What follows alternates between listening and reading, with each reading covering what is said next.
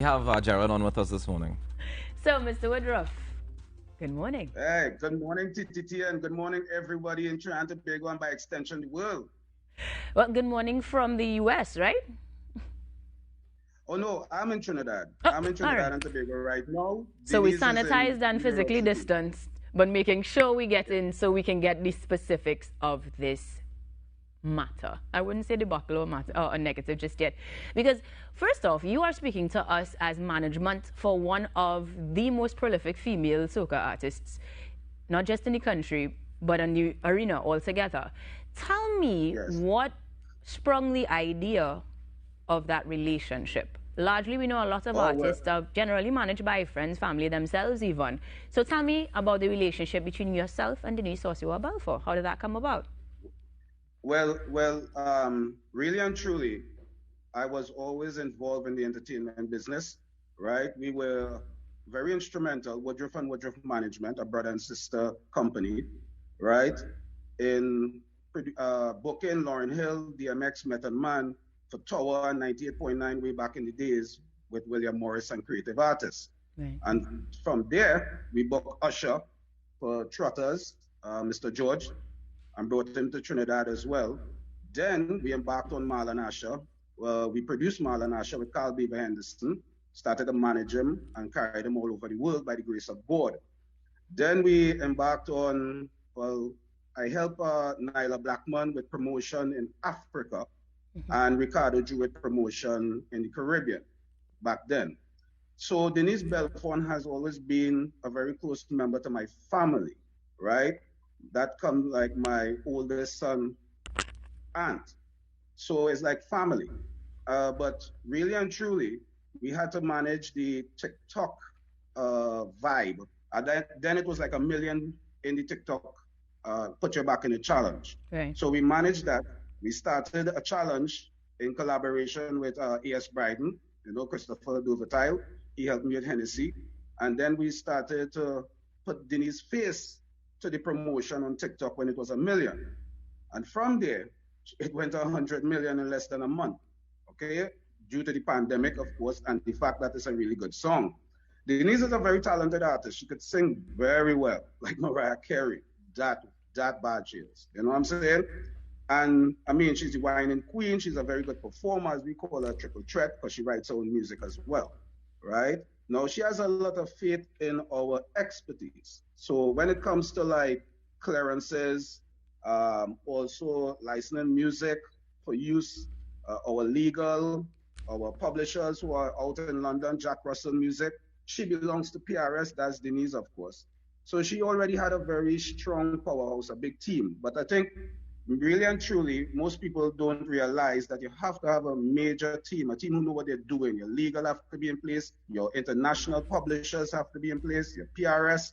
So, that is something very important. And that is how we really connected on a family spiritual level, right? I always say her deceased ancestors is who really brought her to me so that she could have someone she could trust in a corner because there's a lot of money involved in things like this. And I'm just talking, put your back in it as far as TikTok goes with streams collecting those royalties, much less with something as major as Shenseea and Megan Thee Stallion, Warner Music Group and Interscope, interacting with you.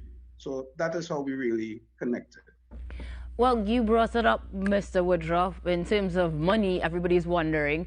But could you put in layman's at least what the process of clearances would sound like? Because we know, like I said, from jump, put your back in it, that line specifically was Denise's own. Here we have Shenseea using it internationally. There is a process. Could you give us some light on that? Yes. Well, what will happen is that whoever is responsible for the production, in this case, it was Murder Beats, right? He was doing it for Interscope Records, for Shensea's new album, right? They will have to contact the publishers, who will in turn contact the rightful owners of the works, right? The publishers have the authority via contract and agreement with the rightful owners of the works to allow or give clearance to any work that is applied for use or reuse, as the case may be. Right. Right? And the publishers also have the authority to sign off on something like this. Right. Right? In most cases, it really do have to reach to the artist, because the artist already has an agreement with the publishers, giving them that authority to move forward. The publishers now might not know the figure. For example, a writer might want 100,000 US, but there are 3 and 4 and 5 and 6 writers on the project. One writer might have publisher A, or the other 4 writers might have publisher B, C, D, and E, different publishers. So they all have to come to the table. They all have to agree to a figure. One writer might want 100,000 US, next writer might just settle for $5. You know what I'm saying? One of the writers might want $1 million. He might make it, or he or she might make it a little more difficult. So that is the process of negotiating.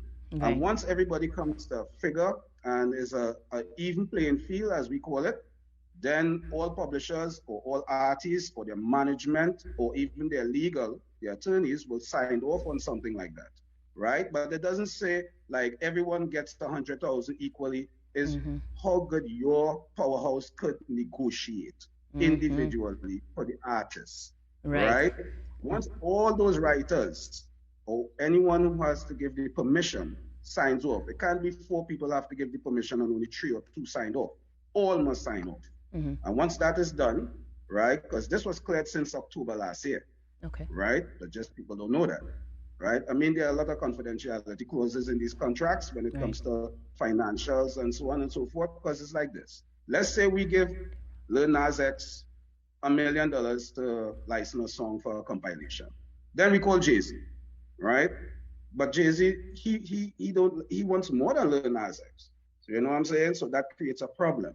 So there are a lot of confidentiality clauses in these contracts for that purpose exactly. So you must clear it with your publishers, your legal.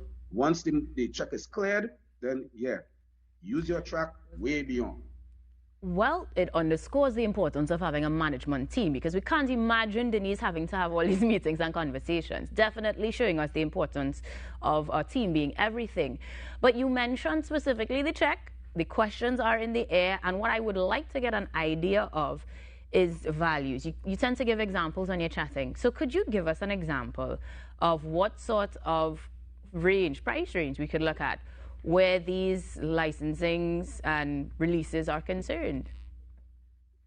Well, they vary, right? But as with everything else, if Nike calls you for an endorsement, as opposed to, let's say, Bata, Bata from out of Africa, okay? You find that you will really and truly want to measure their sales. This is how you even come to a figure, right? What can you do? How much can you sell? Nike will say, well, all right, this last line I had here, it moved 100 million at $1 for 1. But I want to put your face on this, right? So that as an endorsement, of course, I want to put your face on this so that I could move 300 million, right? So ordinarily you can move 100 million without me, but you can move 200 million more with me. So I would want half of that 200 million, okay, to even do the endorsement. So it's calculated. Now check this. Bata might be able, because they are based in Africa, they will be able to sell a lot more than Nike in that situation, all right? And they might say, well, I moved 1 million without you, but I could move 1 billion with you. So Bata now will give you a lot more money than Nike. And people wouldn't even understand. They will just watch the brands and say Nike's bigger than Bata. I'll just charge Nike more money. But it's not about that. Right. So in a case like licensing music, how much could you move and streams could you acquire without you? Do we have a little technical difficulty there? Oh boy. It would seem as if we do. And on that note, we'll take a quick break. Come back with more on In Our Morning Show, just when things were getting hot. But stick around, guys. We've got more after these messages. You have to come with